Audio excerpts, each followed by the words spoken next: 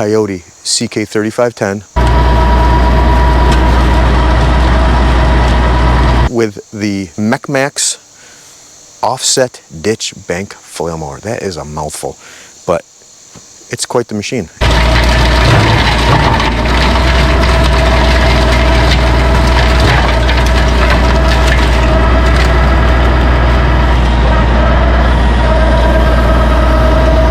MechMaxx ditch bank flail mower. It's an offset mower, and I bought it for a number of reasons, and today I'm going to show you a couple of those reasons. But first I wanted to go over the grease points. I kind of left that out the last time when I did the original walkthrough. So it has 12 grease fittings on it, so they're all labeled everywhere you need to grease this bad boy every time you use it. Behind this cover there's one, maybe, I don't know, you can't see it, but trust me, there's one in there. On the roller on both sides, on all the pivot points, grease points, and they are well labeled so you don't forget them, and every time you use it you should grease it. One of the purposes of me buying the ditch bank flail mower, not just the standard mower or just the offset, because that's like the 3 variations of a flail mower. If you're not familiar, you can get one that just is stationary behind the tractor like this, or you can get one that's like this and just offsets one way or the other. And then the third option is this ditch bank flail, so it offsets and it also stands straight up at a 90-degree angle or tips down at a roughly 60 degrees, and you can mow creek banks or you can mow the edge of a pond or whatever. I don't have a pond, I don't have a ditch per se, but I do have the idea in my head that I'll be able to stand this thing up and cut along the edge of the property line. So this property line, as you can see, is a disaster. It about knocks you off the mower when you're mowing. So you've got rose bushes and goldenrod and berry bushes and all that stuff. This time of year just kind of all grows over. And normally I would go through and I would try to keep up on it with limb cutters, but that hasn't been great this year because of my arm. I'm going to offset it all the way, and I'm going to stand it up, maybe not straight up and down, maybe something like in the 30-degree angle or something, and we will just knock the edge of this back so that I can mow the lawn without getting my face ripped off by berry bushes.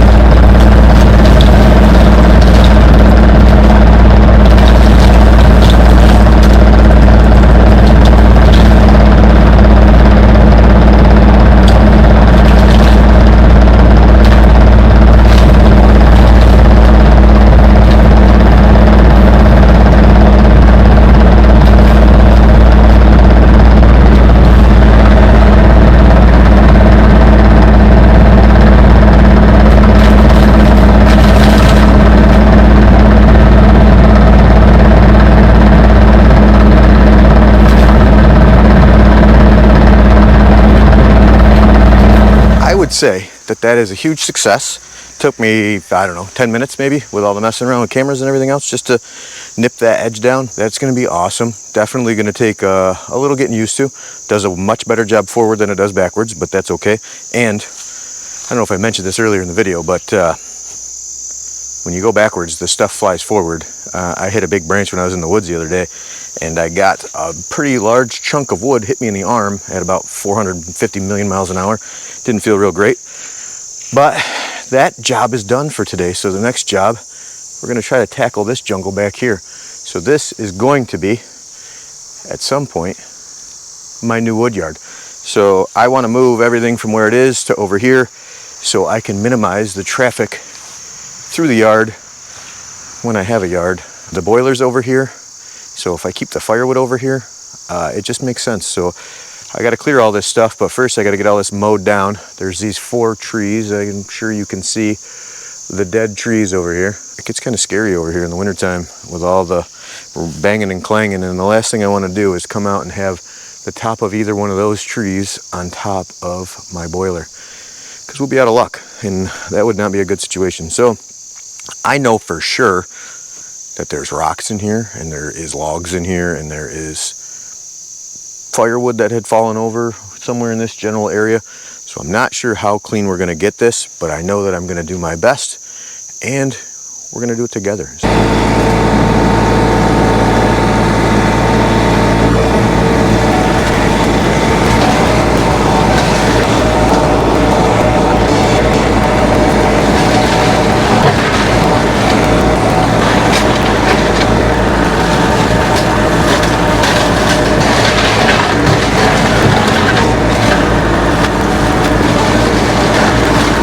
Oh yeah, it's working. Give you kind of a frame of reference of the height of this stuff. So I'm not super tall. I'm like 5'5", and this stuff is over my head, 6 foot. Some of the tallest stuff is 6 foot for sure.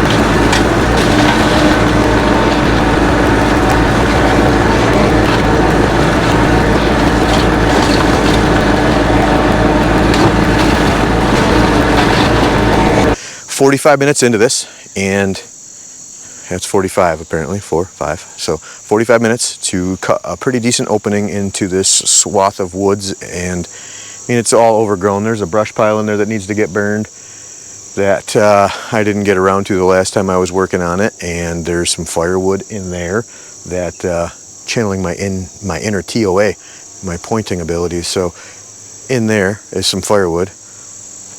Over there is some giant rocks, and they need to get picked up before I do any more mowing. I've identified a few other hazards that need to get picked up, but in 45 minutes I think I did a pretty good stroke of business out here, to be honest with you. Would have been next to impossible with any other.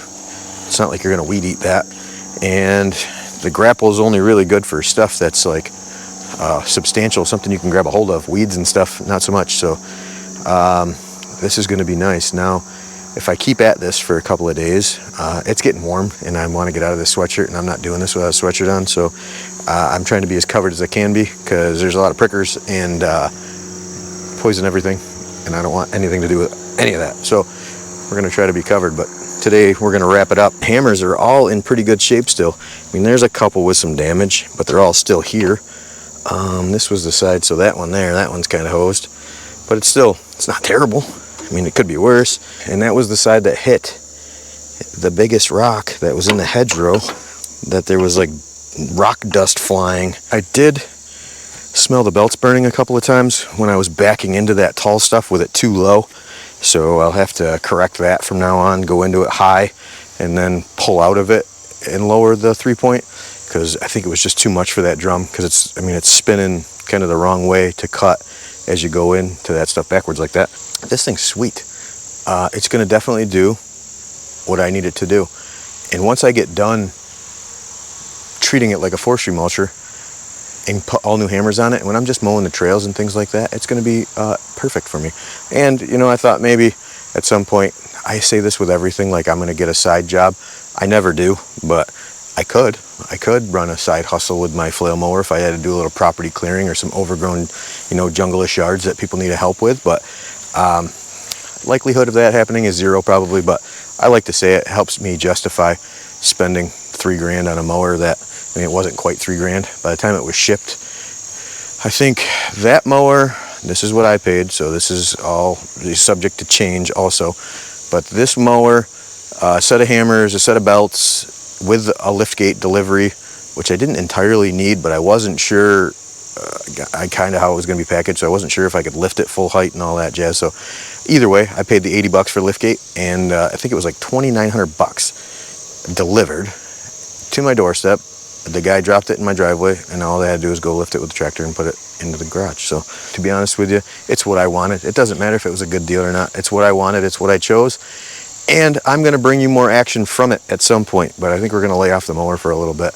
Well, at least the mower videos. Now that I'm back in action, we'll do a little splitting, maybe a little bundling. I don't know, probably not. Bundle season is just about come to a close around here.